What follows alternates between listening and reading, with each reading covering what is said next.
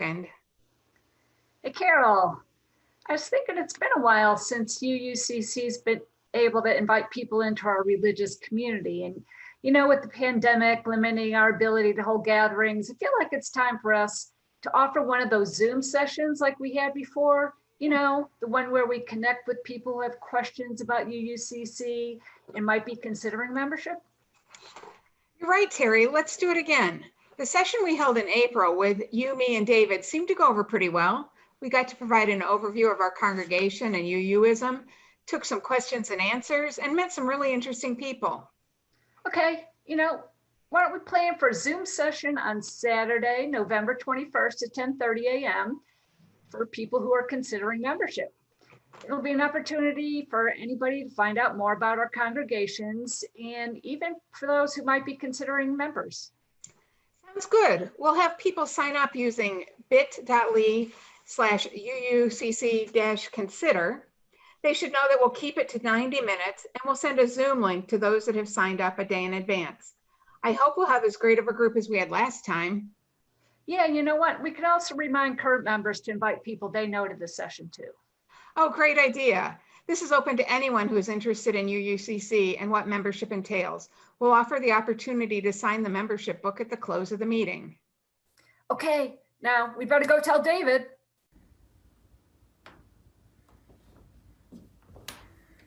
May this flame light our path to fruitful knowledge and help us develop right attitudes of mind and spirit.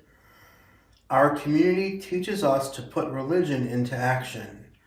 Our principles illuminate paths to moral character and guide us to protect the weak against the aggression of the strong.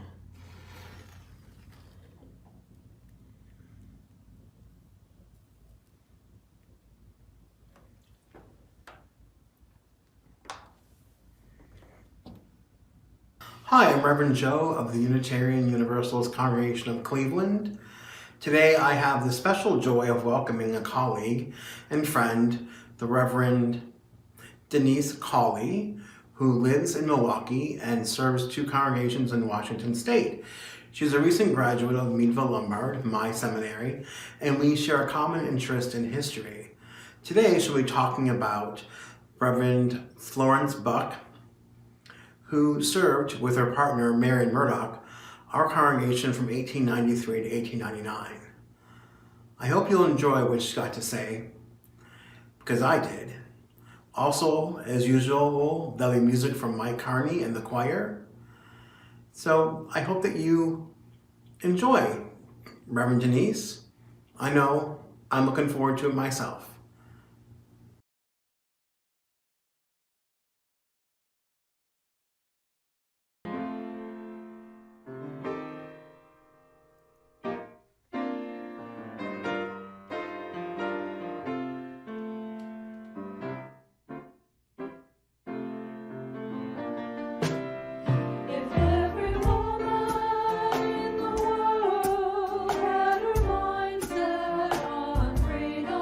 If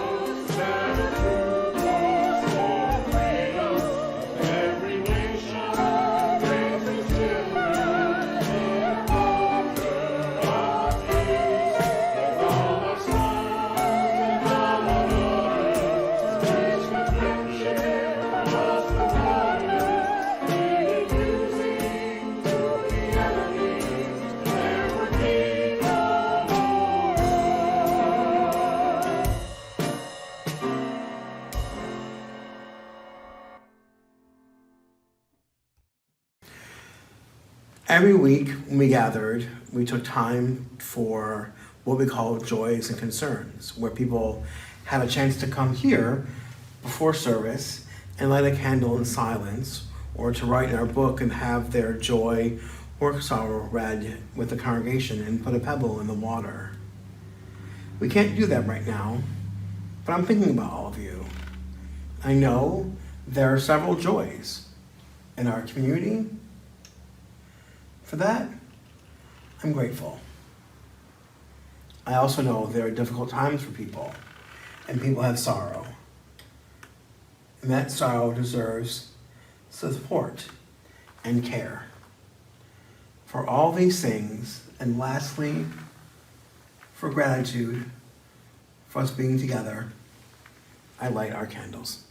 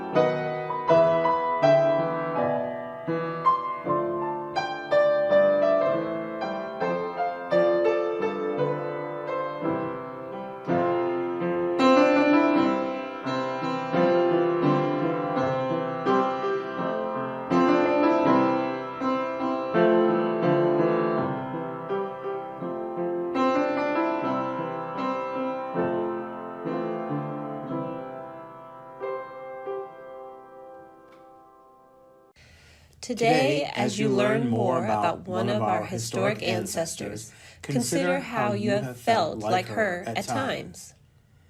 Has it been difficult to marry science and religion? Have you felt like no one listened to you, even though you had more training, better ideas, and more experience? Were you constantly pushed aside by people with more power than you? Have you felt the call to serve justice with passion, but perhaps others stood in your way? Consider what that felt like. Breathe. Reach out in love. Ask generative questions. Listen to those here to guide you.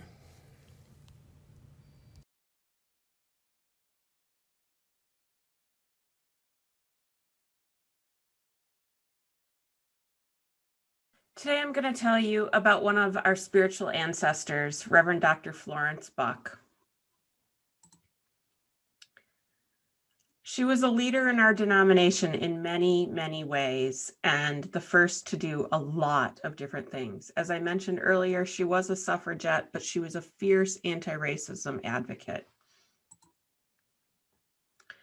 She was from Kalamazoo, Michigan. This is a picture of the college she studied at.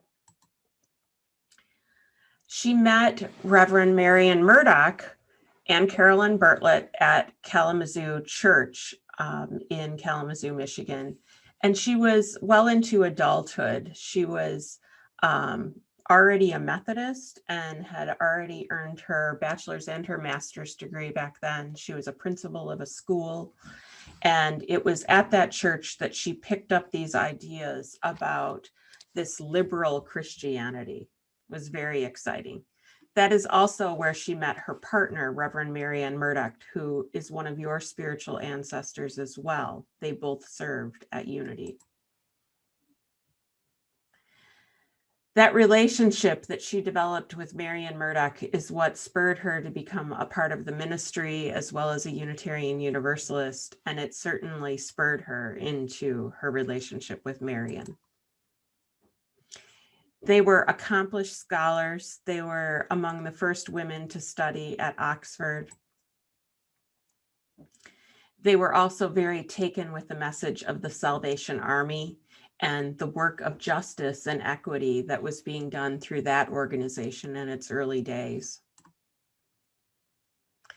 It was in 1893 at the Parliament of World Religions that Reverend Florence Buck was ordained. was a big deal. There were many women at her ordination, also a huge, huge deal to have that many women gathered. You can see their picture down below. This is a piece of correspondence from when they were at their first pastorate, where they served together at Unity Church, your church. And they were writing about when they would guest preach other places. They were very popular as a preaching duo. In fact, it was so exciting when they held their first pastorate at your church that people would come from miles and miles around. They had to put up extra benches, find extra chairs, and there was often standing room only. People had never heard of not just one, but two women preaching together. You see, there was only a handful of women ministers in those days, in the late 1800s. And so this was just astonishing that these women were preaching together. In fact, they said at the time that they wanted any church that called them to call them both, and that they would be a team. However, Unity was the only time they ever served in the same pulpit. There was a fascinating newspaper article about them where a woman reporter asked them if it was required that there would be two women to make up for one man in the pulpit.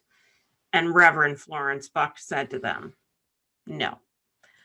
In fact, we think that our congregants will be blessed with, double the diversity of service. They would be able to take care of more people needing pastoral care and do the work of setting up an education school for children as well. You see, back then, men often only wrote the sermon and studied inside of their offices. Women ministers really made their mark by visiting the sick, holding the hand of people who were perhaps giving birth, running up and down the stairs and teaching in the children's school, as well as helping with the choir. This is that famous quote. No, I do not think it takes two women to make one man, Miss Buck said to the writer recently. In fact, it's interesting too that they called her Miss Buck, because it was rare that women were addressed as Reverend the way the male ministers were.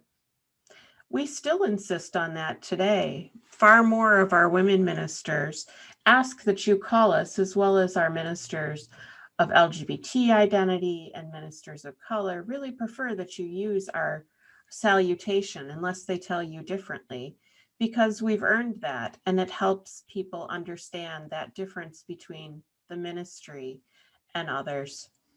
It's a respectful term. Buck's longest call was in Kenosha, Wisconsin. This is a picture of it today. These are models of the streetcars that Florence Buck would have used back then. She loved to go bird watching. In fact, here is a picture of Florence and Marion on the right there. Well, on the left photo, but on the right side of the path there, off bird watching. They were there with Mrs. Simmons, who was one of their congregants, famously married to Simmons Mattress. These are some different places that Florence Buck preached. These are the Simmons houses on Library Square. The church that she preached at was right down the block.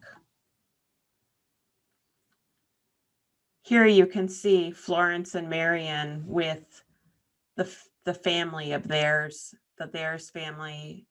They often were together with their congregants hanging out, but they also rented rooms from these people. Here's some of the homes that they lived in. Here's them off at a lookout on Jones Island, taking a look at the park and watching for birds. Marion is the one seated in the middle.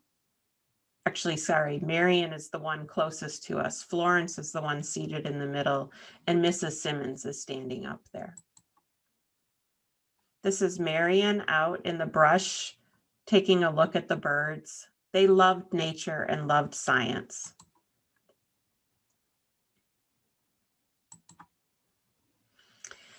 Their salary was about 10% of what the men's were, if that, sometimes 5. They really could only afford to rent one room together, which was probably a good cover for them being in love with one another. They were the first women in Cleveland, and they were frequently asked to join all the most beautiful clubs when they were together there, high society and elite clubs. They didn't join them probably because they didn't have the money for the dues. When they got to Geneva, Illinois, and then later Kenosha, this frequently happened, that these women were so beautifully spoken, they were so smart and had such wonderful ideas that they were popular in each of the towns that they went to. People wanted them to be in charge of things. This is the little Kenosha church that Florence helped build. It stands today. I served there previously. Here's some of their correspondence, and you can see Florence's signature down there.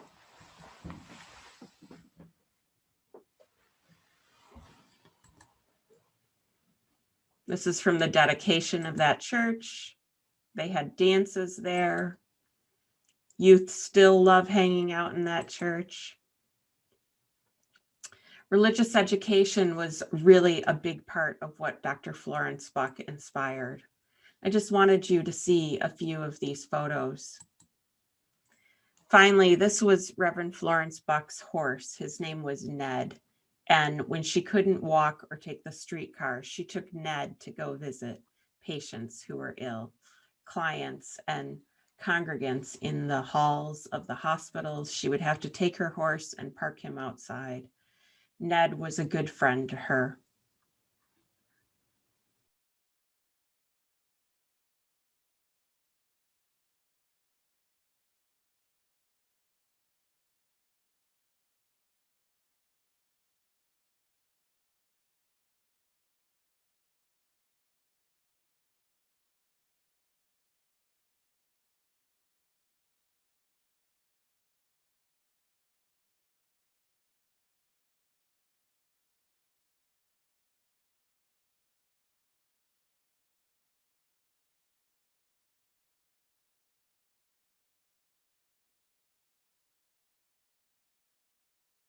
Circle round for freedom, circle round for peace, for all of us imprisoned, circle for release,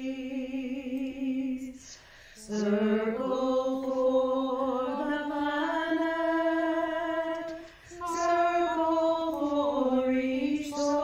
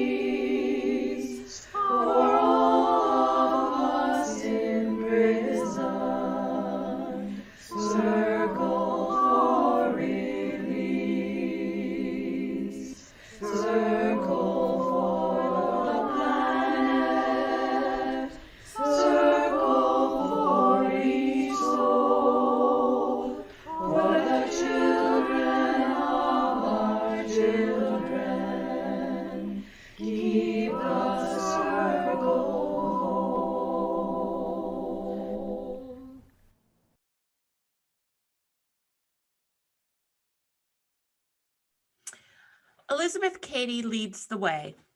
This is a story about a woman who came before the person we're going to hear about today, Reverend Florence Buck. She was about a generation ahead of Reverend Dr. Florence Buck in working on suffrage and issues of justice and equity. What would you do if someone told you you can't be what you want to be because you are a girl, or you are born in the wrong gender, the wrong color skin? These were questions that Elizabeth Cady asked.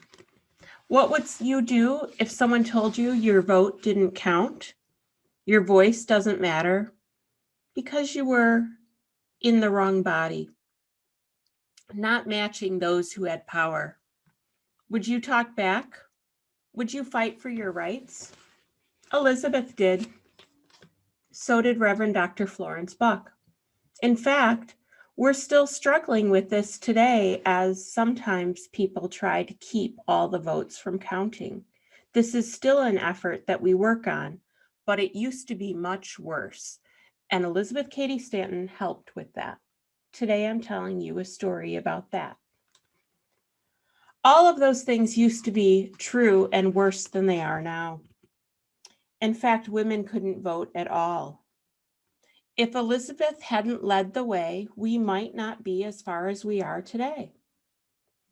Elizabeth Cady Stanton was just 4 years old when she remembered her babysitter saying that life was much better for boys. "What a pity that she's a girl," her babysitter said. "How could anyone look at a little baby and say such a thing?" When Elizabeth Cady was 13 years old, her father, Judge Cady, told a woman whose husband had died that the farm she had spent her entire life working on would be taken from her. Without a husband, the law said, nothing belonged to her. She couldn't have her name on a bank account, on a mortgage note, and she certainly couldn't vote. Elizabeth was horrified by the unfairness, and Judge Cady told her that horrified attitude wouldn't change anything, and only men were allowed to change laws. Preposterous, Elizabeth Cady said. It's a good word, preposterous. She decided right then and there that she could do anything that a boy could do.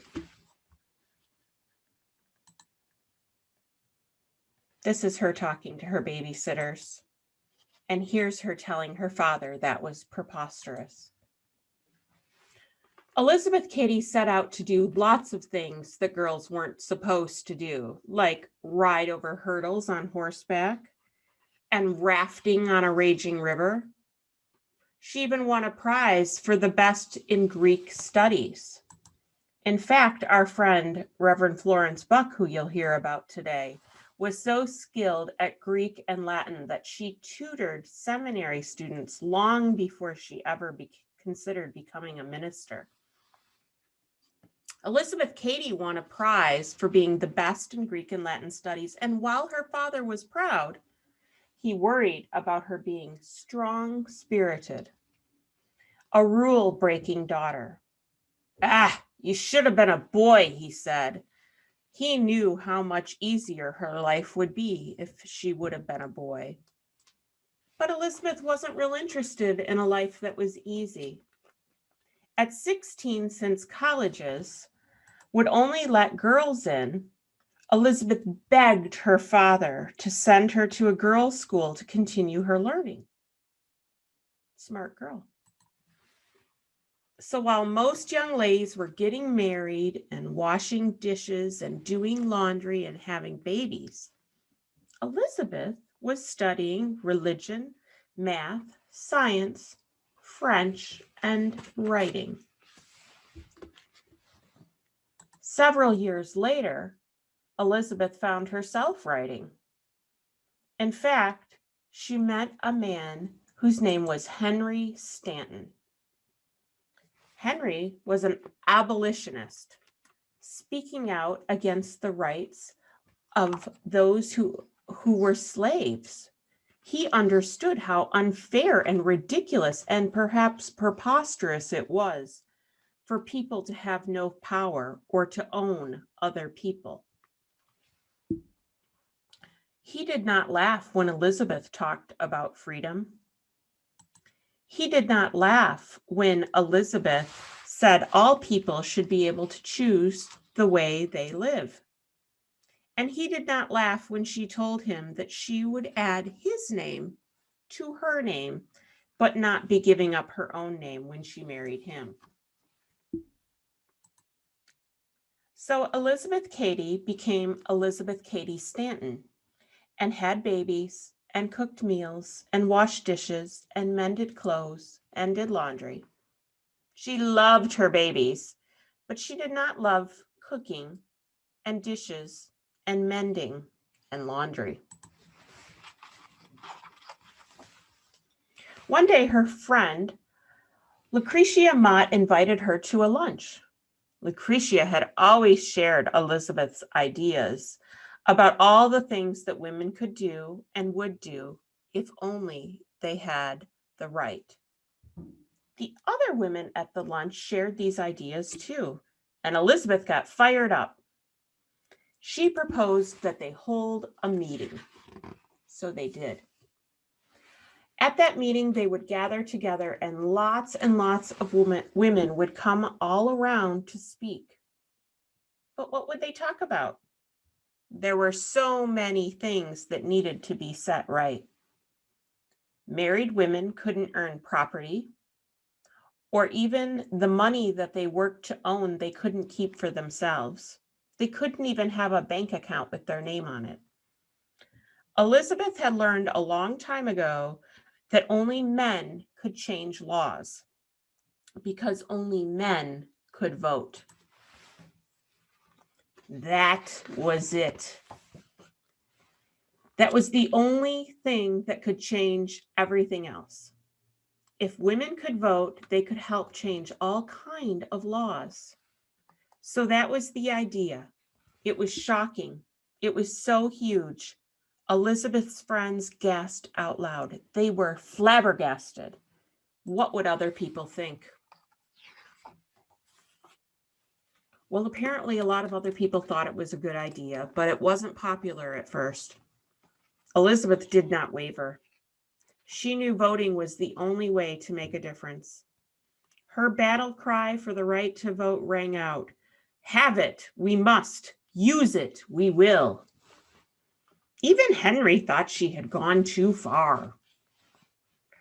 But on July 19th, 1848, when Elizabeth arrived at a meeting place, she saw for herself that she hadn't. The small church in Seneca Falls, New York, was filled with hundreds of people. When Elizabeth read aloud what she and a few of the other women had written together, their declaration of rights and sentiments changed the idea from the Declaration of Independence that all men, all white men, were created equal. When she finished, she looked into the faces of the crowd and waited. What would they think of her idea that all people, all women, all people were created equal? The room was silent. Then a rumbling began. It grew louder and louder, and people argued whether or not women should be allowed the right to vote.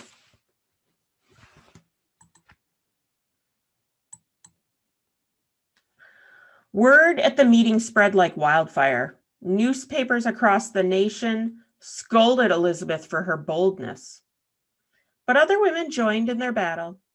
The idea of women having the right to vote began to buzz in the ears of people from Maine to California. Somewhere around that time is when Reverend Florence Buck was born. She already had learned about the work of Elizabeth Cady Stanton when she was a young girl. It was a good thing Elizabeth started this before Florence Buck was born. Elizabeth had tossed a stone in the water and the ripples grew wider and wider. Many said that Elizabeth must be stopped. Can you imagine how afraid she must have been? How scary it is to speak the truth. especially when no one listens to you?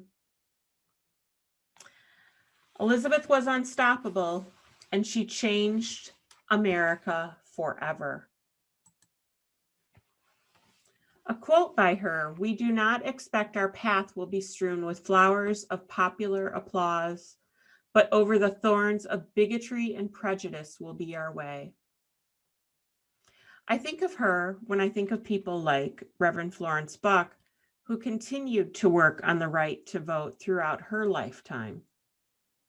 I think of her when I think about Vice President-elect Kamala Harris and how she must feel being the first woman vice president. I bet Elizabeth Cady would have been very proud. I can't wait until I see Kamala Harris be sworn in and a part of Inauguration Day. How exciting that will be. We are blessed, and as Reverend Florence Buck always says, we have to put our faith in action. Thank goodness for people like this who came before us.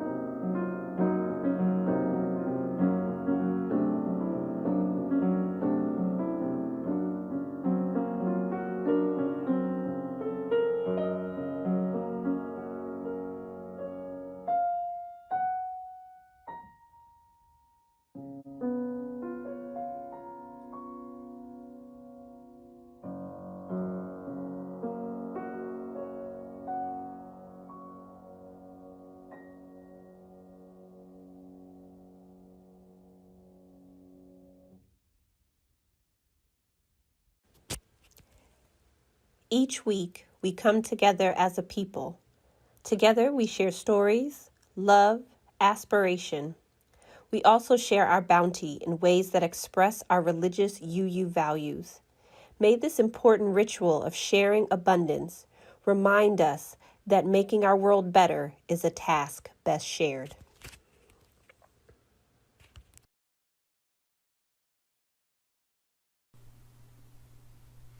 This reading is from the Religious Education for Democracy sermon that Reverend Dr. Florence Buck gave at an address of the Unitarian Universalist Sunday School Society, May 22nd, 1919. We are trying to cultivate the right responses to the situations which life presents, she says. It is necessary first of all that we get clearly in our mind our real aim in the church. It is threefold. I shall indicate the parts of it by three short familiar words to aid the memory. Know, be, do. Our first aim in the religious school is that our pupils shall know some of the things needful about religion. This is the knowledge aim of our school. Our second aim is that our pupils shall be the best sort of people. This is the character aim. Our third aim is that they shall do the best they know. This is the right conduct and service aim. Let me put this in more scientific terms. Reverend Buck loved to put things in scientific terms. Our first aim is that the pupils shall gain fruitful knowledge. We may not try to impart all the knowledge, and in choosing what we would have them know, we must seek for that which is valuable for conduct in life. We seek to develop right attitudes of mind and spirit. This is, as we all know, one of the best elements of a liberal faith. One's bent of mind, one's interests and loyalties, one's desires for truth are the attitudes which determine that which their character shall be.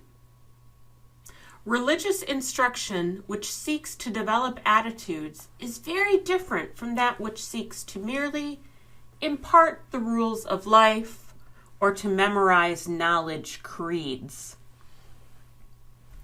Our turmoil of recent years, and she's referring to World War I, our turmoil in recent years, three fundamental principles have become clear. 1, the right of true basis in human association. She's emphasizing the importance of community and the interconnected web. Moral obligations rest upon nations as well as individuals. And 3, the weak must be protected against aggressions of the strong. Can you see the UU principles she is foreshadowing? Now, these are essentially religious principles. Every great leader or teacher has declared them. They formed the essential message of the Hebrew prophets, especially the greatest of them all, the founder of Christianity. These principles apply to both governments and the associated groups within the governments. That is the whole of life. They are religion in action. They are the core of democracy.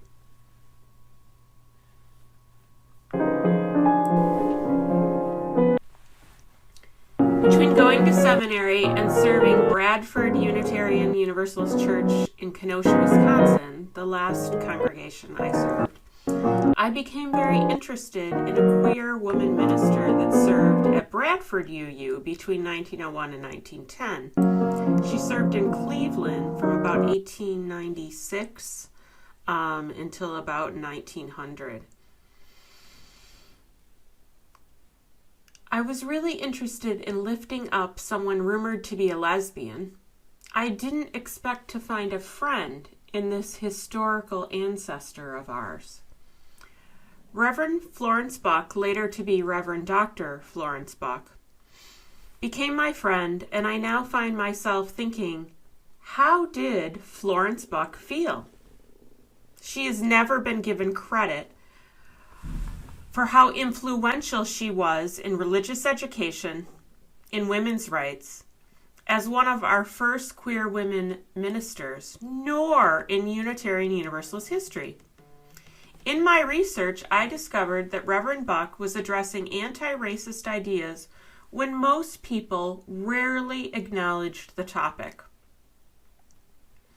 What did that feel like?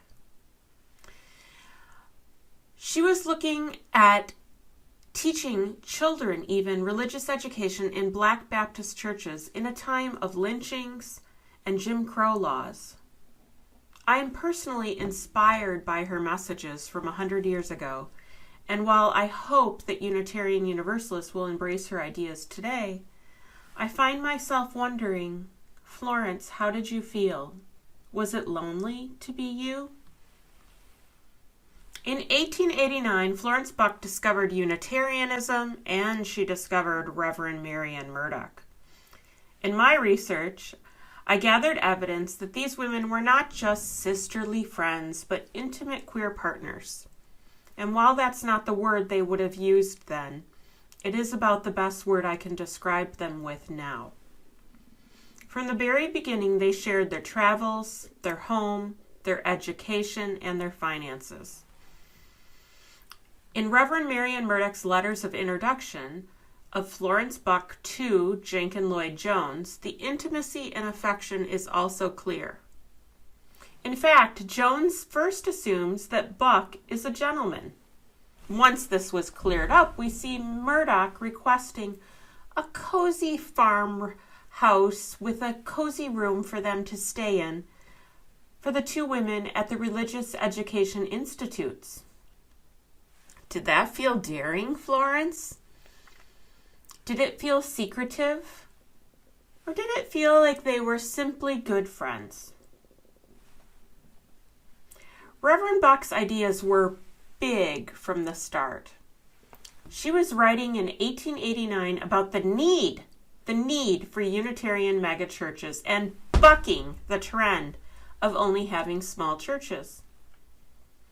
She writes to Unitarian leadership of the importance of sharing our message of liberal Christianity.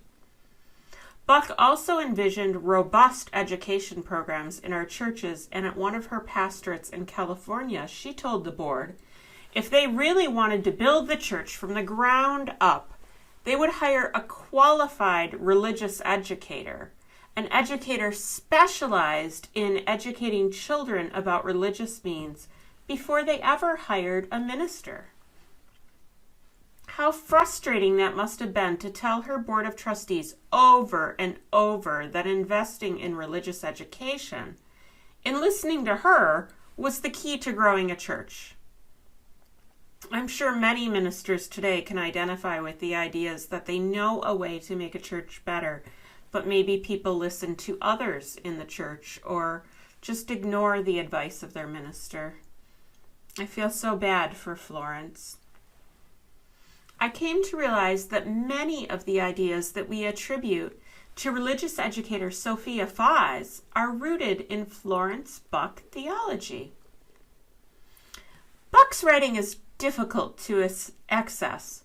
Little of it is credited under her name, but only accessible after tracing where she was and looking at documents that came out of those events. The one I just read you earlier was an address that I had to find by finding first the documents of what happened at that Religious Education Institute, and then finding out that Florence Buck gave the keynote sermon and speech there. In one address, Florence Buck makes an appeal to Unitarians to stop supporting missionaries, stop aiming for conversion of their faith over others.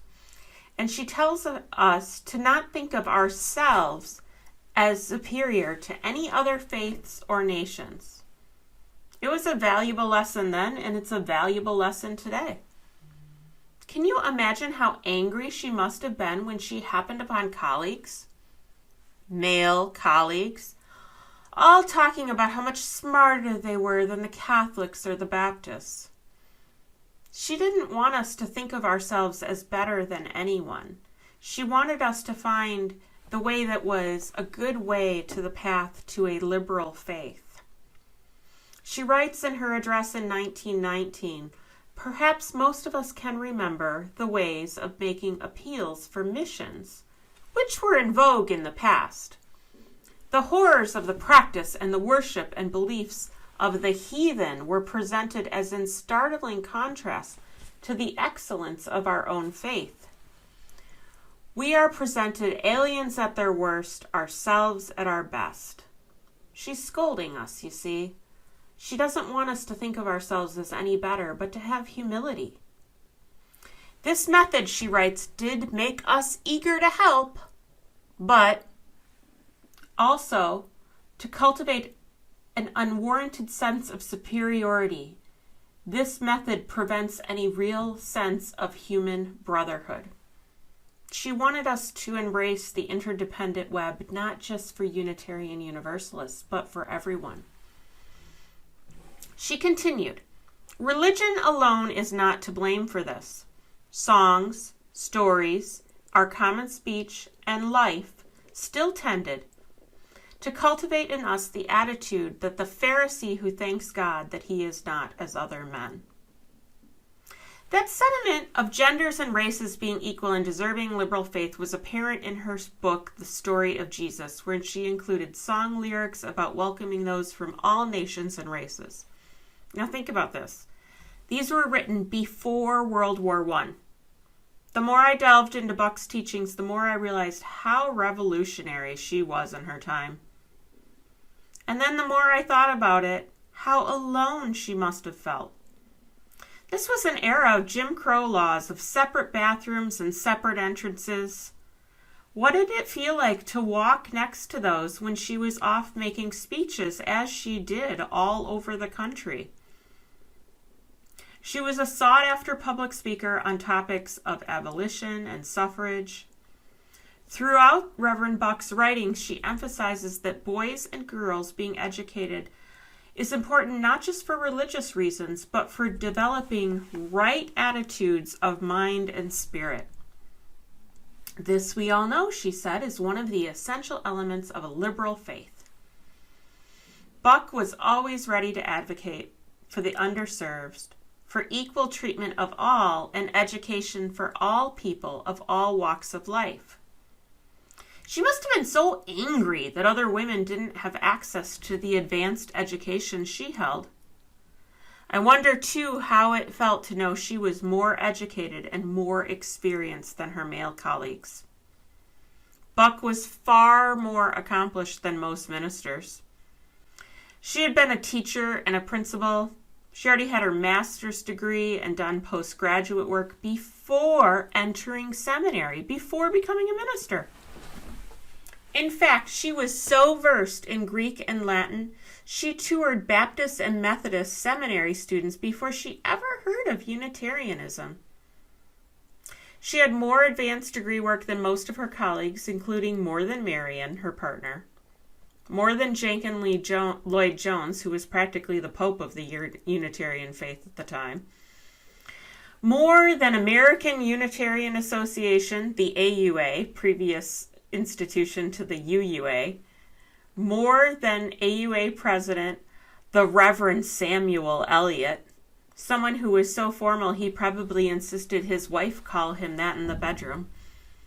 By the time Buck was hired to be associate secretary of the AUA for education, she had so much education and had been one of the first women to do postgraduate work at the seminary at Oxford after studying at Meadville.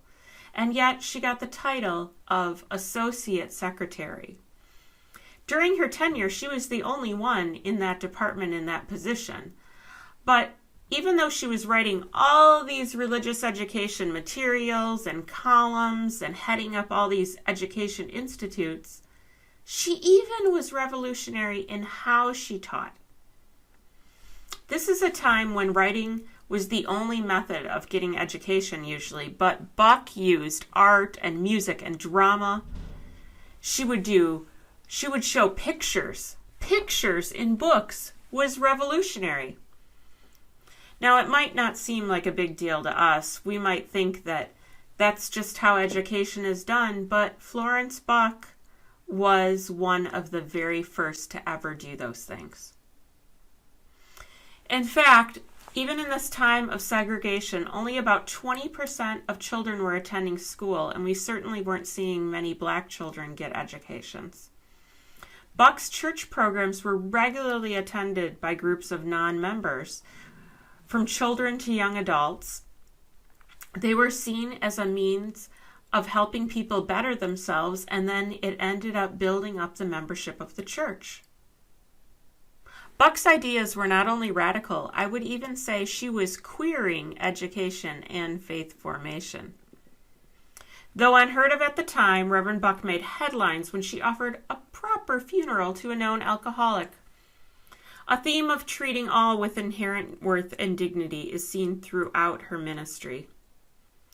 She said in that sermon, one's goodness should not be shown alone by the way someone treats their family, their neighbors, their personal friends and associates, but their goodness should also be shown by the way they treat the more remote, the worker, the poor, the foreigner, yes, even the criminal and the outcast. Not only did Buck queer our faith by turning typical ways things were done on their head, she saw no reason to bend to the conventions of marrying a man or being alone. As intimate life partners, Reverends Buck and Murdoch traveled the globe. They worked in Michigan, Ohio, Wisconsin, California, and Massachusetts during their 35 years together. Their beginning intention was the desire to always remain together, and a church that calls one must call the other, said Bach. However, your lovely home of Cleveland was the only place the two women held a co-ministry. The novelty of having two ministers attracted large crowds. As I mentioned to you before, the one reporter asked if it took two women to make up one male minister. I think, too, about how being asked about there being two ministers, two women, twice the diversity and twice the capacity, makes me think of when I was first dating women. I worried about who would find out. I was afraid I would be hurt. I had feelings like that even after I had been in a relationship with a woman for decades. Yet for me, time helped ease some fear. What about you, Florence? Were you always afraid and bucking the system anyway? Bucking the system like Elizabeth Cady Stanton? Bucking the system like Kamala Harris? Buck's lists of firsts were long. First honorary doctorate recipient at Meadville given to a woman. First woman to preach at King's Chapel. First advocating religious education as a way out of poverty and factory work. First to create young adult and youth RE. First woman to edit the Beacon hymnal. First director of the Religious Education Institutes. First any person employed to work on religious education at the AUA, the American Unitarian Association. An author of the Story of Jesus as well as other pedagogical works. It's a huge list. And I have to wonder, Florence, did you do all that so that no one knew how afraid you were? Did you accomplish more than others because you wanted to be recognized and promoted the way men around you were? Did your voice shake when you offered wise advice that no one paid attention to? I wonder if you felt alone, Florence. I see you, Florence. Sadly, Buck died of typhoid fever in 1925 when she was 65 years old. It was unusual to die of that at that time. In her papers and her ministry file, I found a small card, a note from Reverend Samuel O. Weems, a historian and minister to 5 Black Baptist churches in Boston. He wrote to the AUA to let them know that they were naming a chapel in honor of Florence Buck for all the time she spent at the 8 area churches around the Boston neighborhoods, teaching at his Black Baptist congregations all the children so that they could learn about religious education.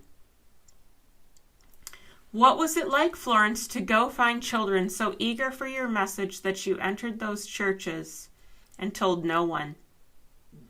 Did you feel like you were conducting yourself with right action? I bet you did.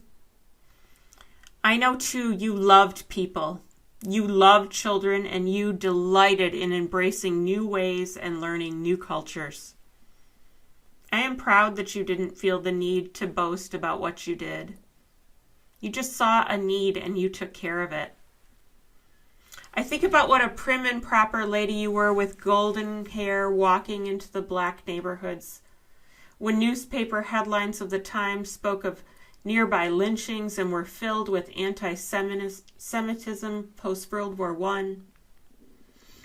Florence Buck, you believed everyone deserved liberal Christianity and education as a form of liberation.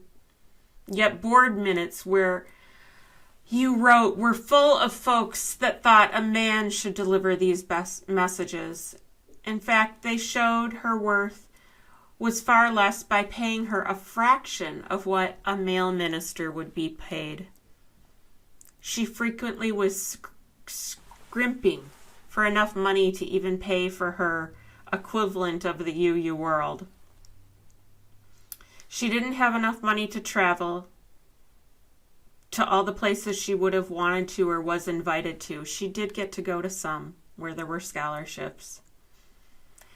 In fact, I find myself wondering how her name was so rarely attributed to her accomplishments.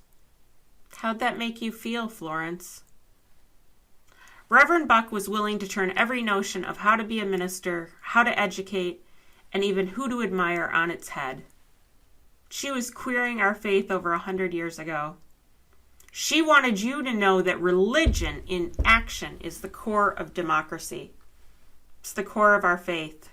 She wants you to do justice work hands-on. Sometimes it may feel lonely. You may never get all the credit. You may live in fear doing it.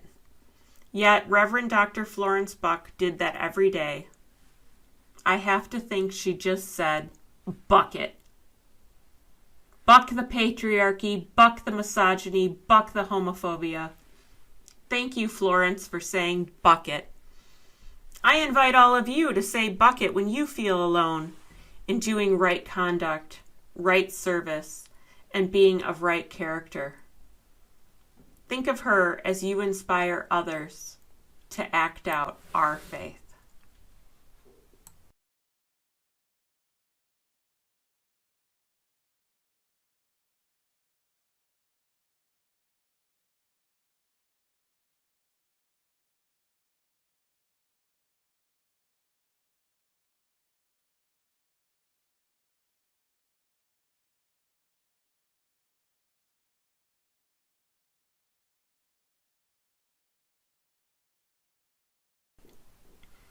May the concepts of not just equality for all genders, ages, and races live in us as an idea, but may it be something we are willing to get uncomfortable, to birth into being here and now.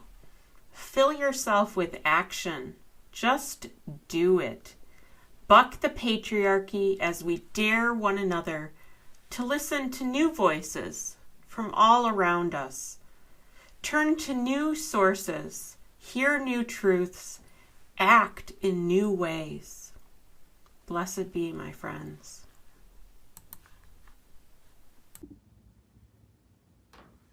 We extinguish this flame, taking its spark into our whole life. We carry this light when we travel back into our lives. We act our faith in love.